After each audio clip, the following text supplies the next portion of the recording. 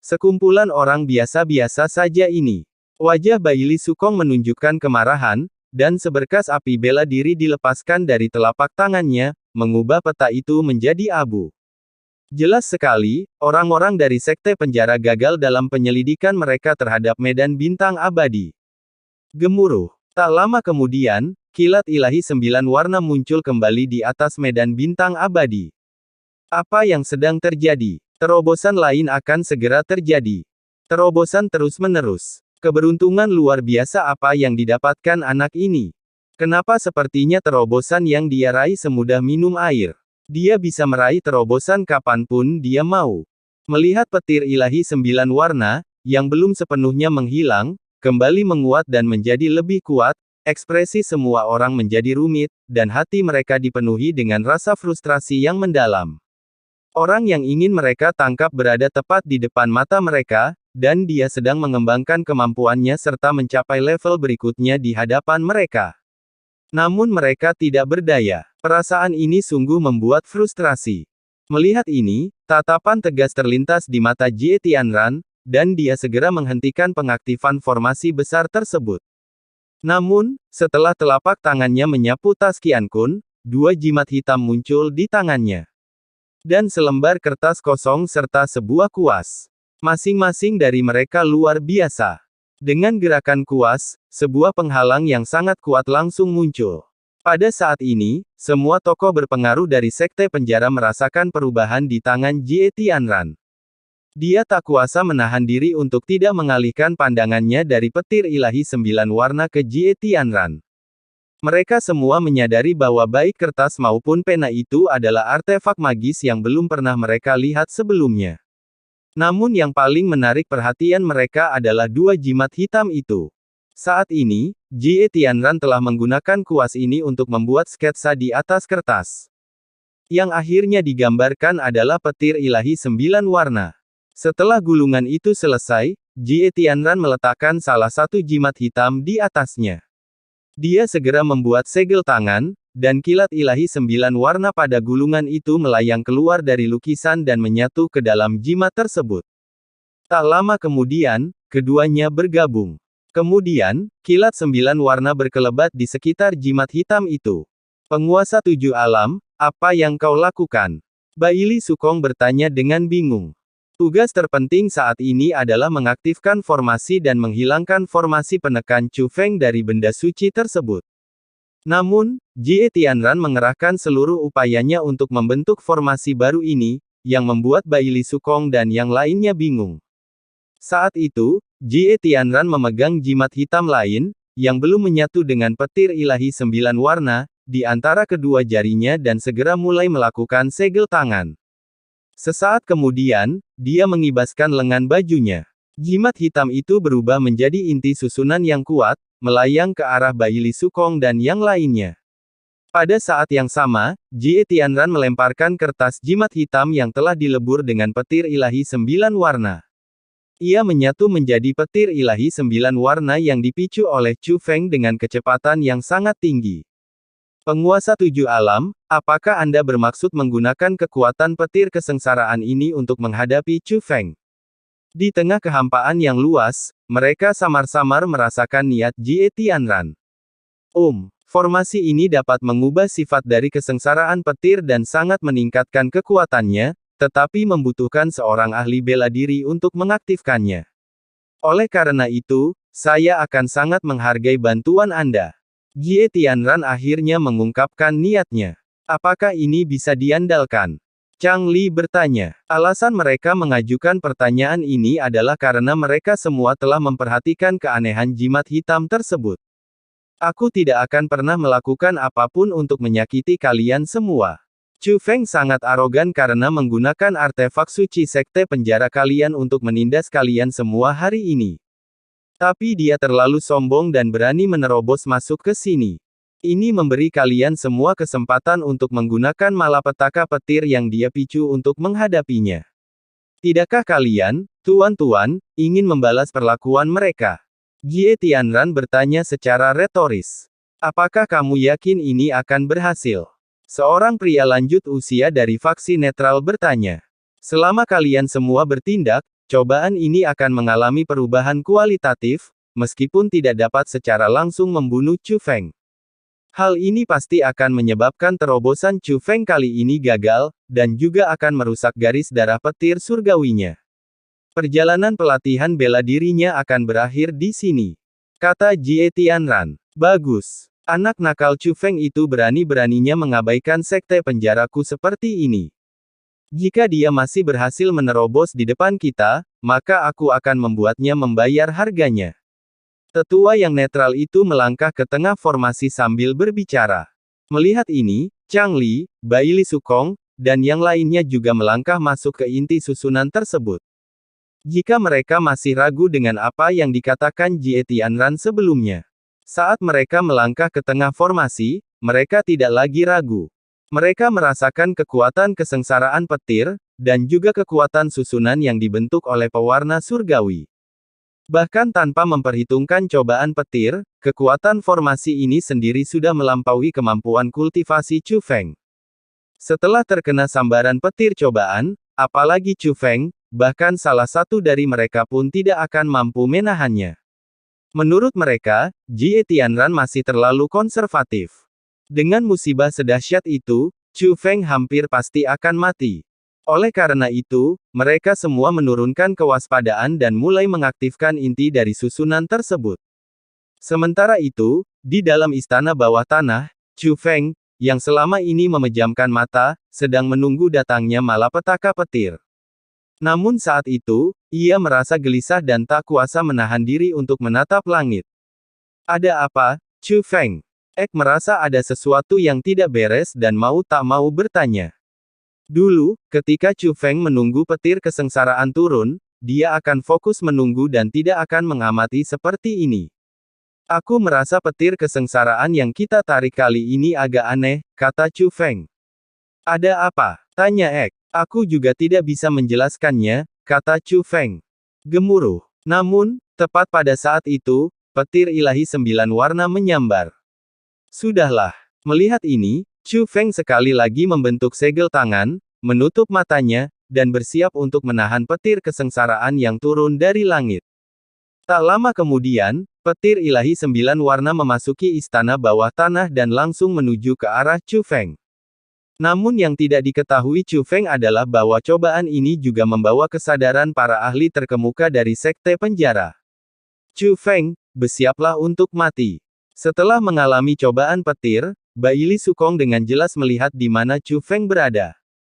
Namun, sesaat kemudian, ketika petir ilahi 9 warna itu benar-benar menyambar Chu Feng, kesadarannya memasuki ruang yang gelap gulita, luas, dan tak terbatas.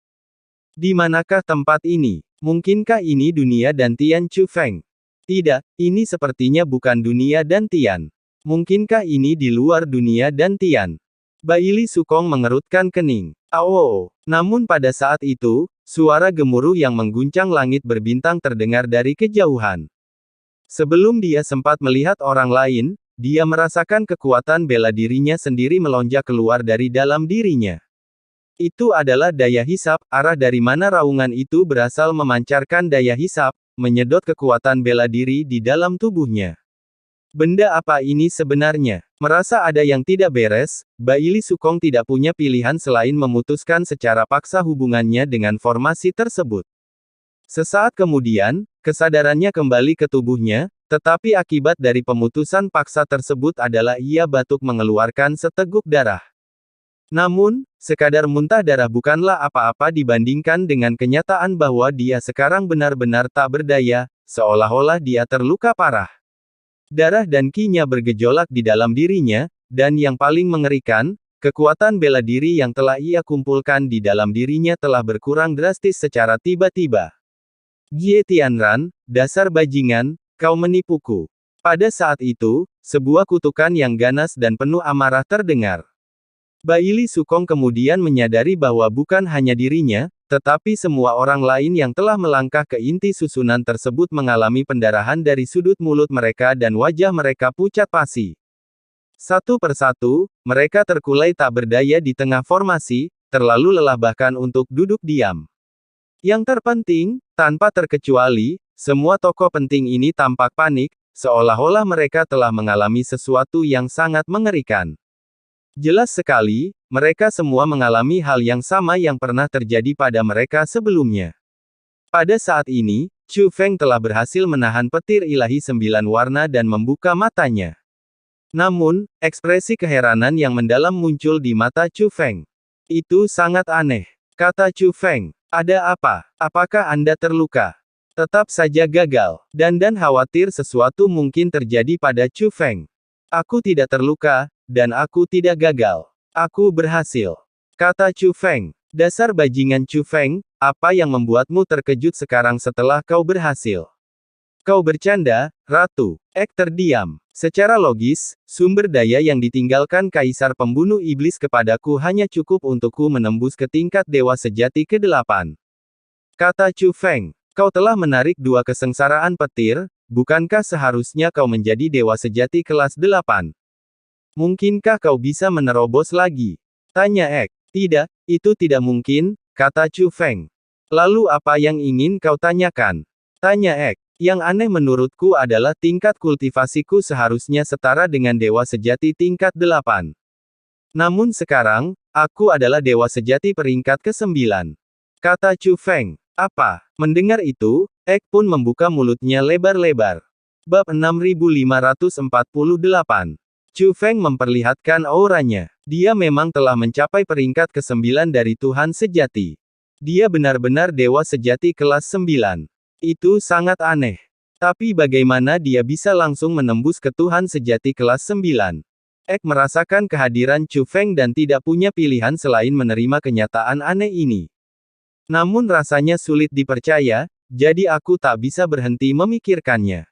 Ini adalah cobaan akibat petir. Ek dan Chu Feng berbicara serempak. Mereka semua merasa bahwa masalahnya terletak pada musibah petir itu. Oleh karena itu, Chu Feng cukup mengaktifkan mata ilahi 3 alam. Jika melihat ke arah kehampaan di atas, petir ilahi 9 warna itu belum sepenuhnya menghilang. Benar saja, jejak daya dari susunan tersebut berhasil ditemukan. Kekuatan formasi itu sangat tersembunyi, bahkan jika Chu Feng menggunakan mata surgawinya tanpa menggunakan mata ilahi 3 alam, dia tidak akan mampu mendeteksinya. Namun, di bawah pengawasan ilahi 3 alam, dia menilai bahwa meskipun kekuatan formasi itu ditransformasikan dari harta karun tertinggi, kekuatan itu sangat mirip dengan kekuatan yang sebelumnya telah diintegrasikan Jie Tianran ke dalam formasi tersebut. Oleh karena itu, dapat disimpulkan bahwa ini adalah karya Jie Tianran. Ini benar-benar cobaan yang disebabkan oleh petir. Tidak heran aku merasa ada yang tidak beres tadi. Jadi, Jie Tianran lah yang mengutak-atik petir kesengsaraan saya. Kata Chu Feng. Maksudmu, kakekmu yang brengsek itu yang menggunakan musibah petir untuk mencelakaimu? Telur bertanya. Ya, pasti dia. Dia pasti telah menemukan terobosan saya dan ingin memanipulasi petir kesengsaraan untuk mencelakai saya. Namun entah bagaimana, hal itu justru membantu saya mencapai tujuan saya. Chu Feng menganalisis. Kau kakek bajingan, kau benar-benar bajingan. Saat itu, mata Ek dipenuhi amarah. Meskipun Chu Feng mengubah kemalangan menjadi berkah. Namun, kita tidak bisa menyangkal kelicikan dan perilaku jahat Jie Tianran.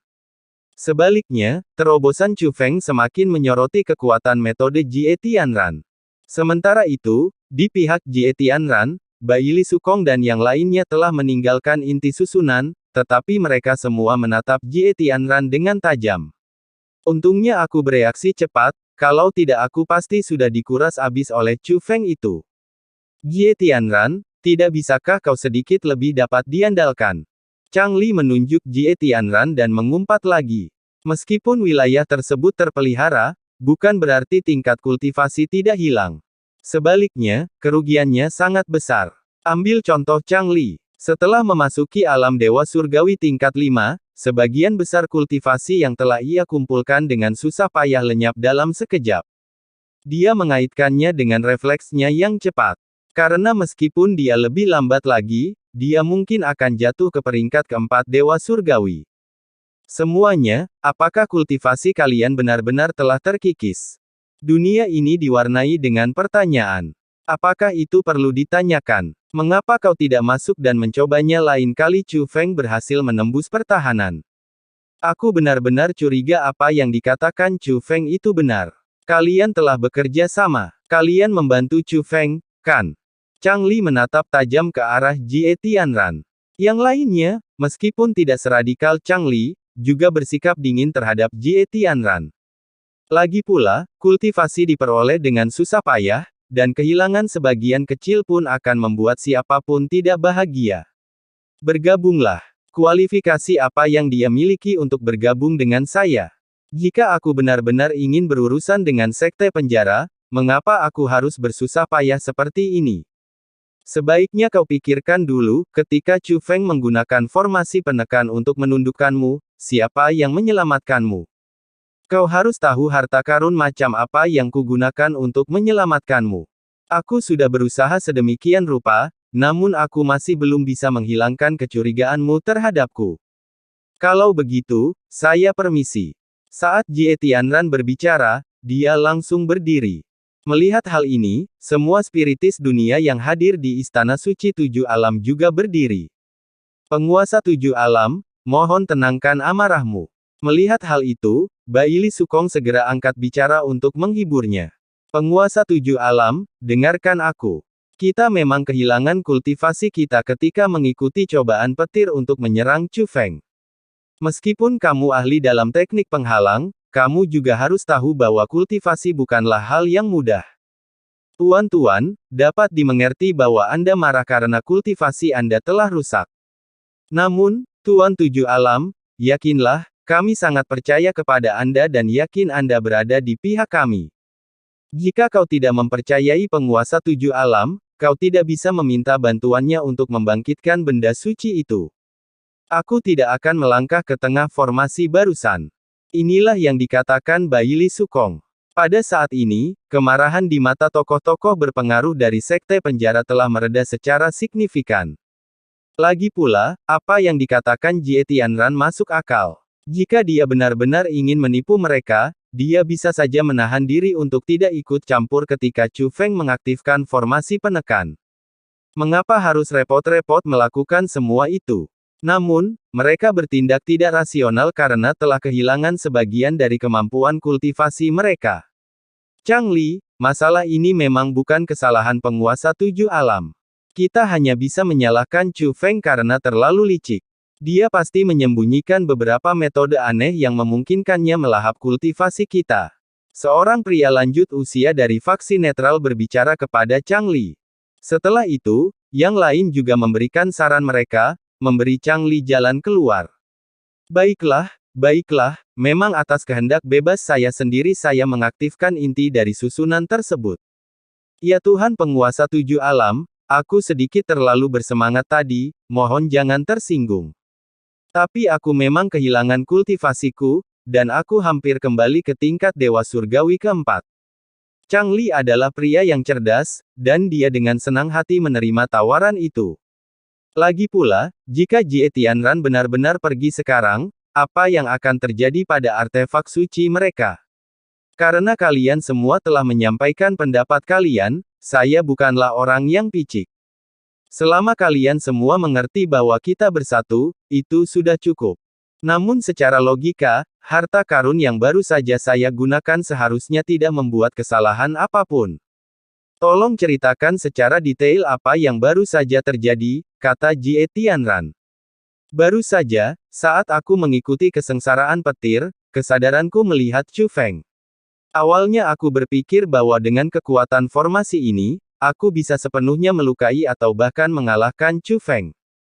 Namun, ketika cobaan petir itu benar-benar bersentuhan dengan Chu Feng, seharusnya cobaan itu memasuki dunia batin Chu Feng. Tapi aku bisa memastikan bahwa itu bukan dari dunia dantian, melainkan dari kedalaman yang lebih dalam, terdengar raungan. Perasaan itu lebih seperti makhluk perkasa yang mempertahankan wilayahnya. Segera setelah itu, aku merasakan kultivasiku terkikis. Baili Sukong menceritakan. Saya juga. Yang lain juga menyampaikan pendapat mereka. Apa yang mereka alami sama dengan apa yang dialami Baili Sukong. Ngomong-ngomong, tempat Chu Feng berada sekarang adalah reruntuhan. Aku samar-samar bisa melihat entitas jiwa yang sangat besar, tetapi badai petir datang terlalu cepat, sehingga aku tidak bisa melihat wujud spesifik dari entitas jiwa tersebut. Chu Feng melakukan perjalanan khusus ke alam fana Laut Bunga, yang pasti untuk reruntuhan itu. Inilah yang dikatakan Baili Sukong.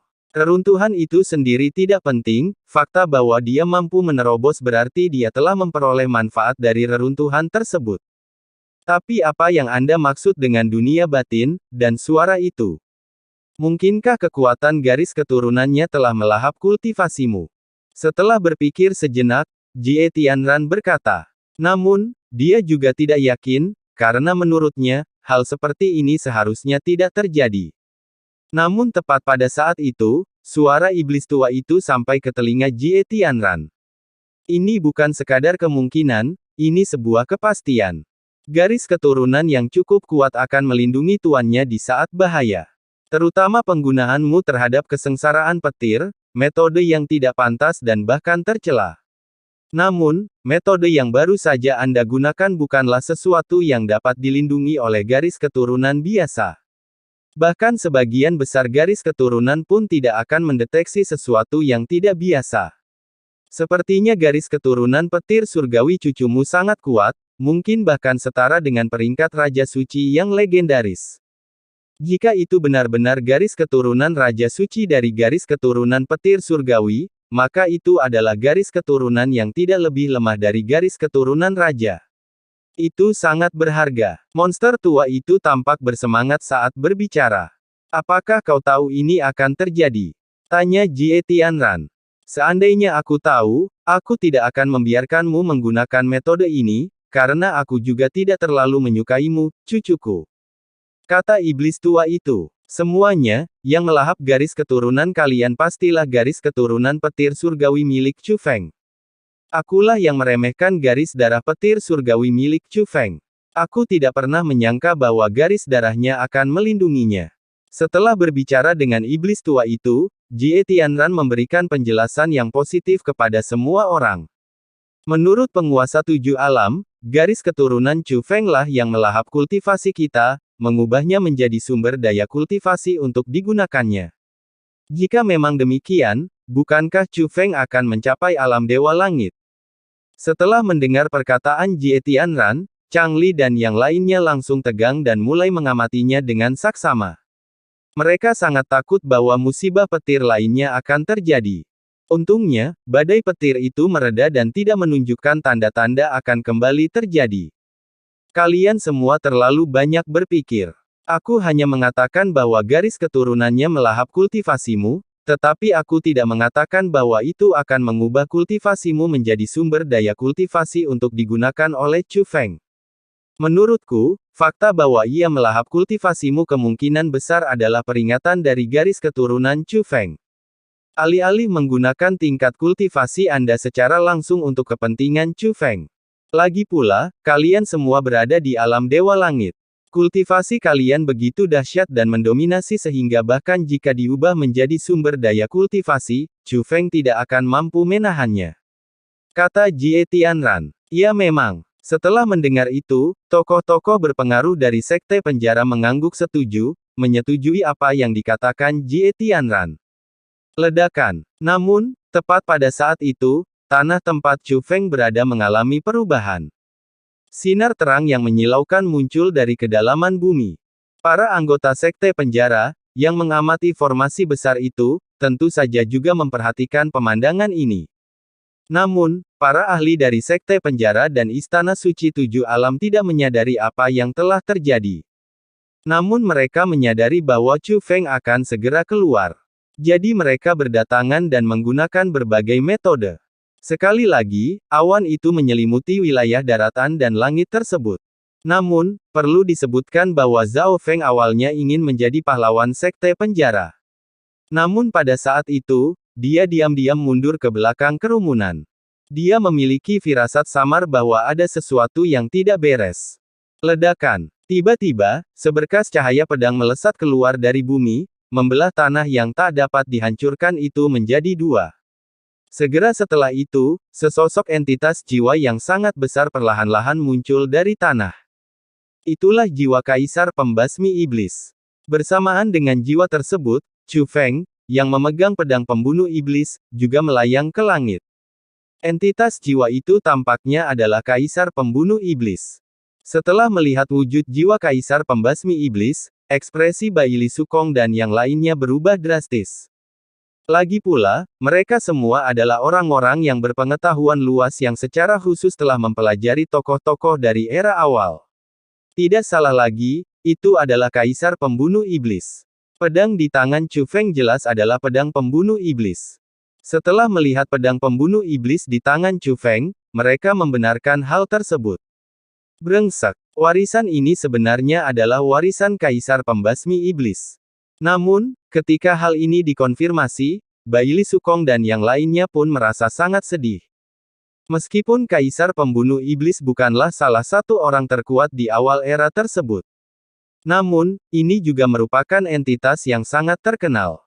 Warisan yang ditinggalkannya tak diragukan lagi sangat berharga. Namun ironisnya, tepat di depan mata mereka, mereka tidak menyadarinya, yang justru menguntungkan Chu Feng. Pada saat itu, Chu Feng menyampirkan pedang pembunuh iblis di bahunya dan mengayunkannya ke arah sekelompok dewa langit dan pendekar naga yang mengelilinginya. Jumlah orangnya cukup banyak, tapi aku datang ke sini untuk menghormati warisan kaisar pembasmi iblis. Apa yang membawa Anda kemari? Mungkinkah? Apakah kau di sini untuk mati? Tingkat kultivasi Chu Feng masih berada di alam dewa sejati, tetapi tatapannya menyapu sekelompok dewa dan naga tanpa rasa takut, malah menunjukkan penghinaan.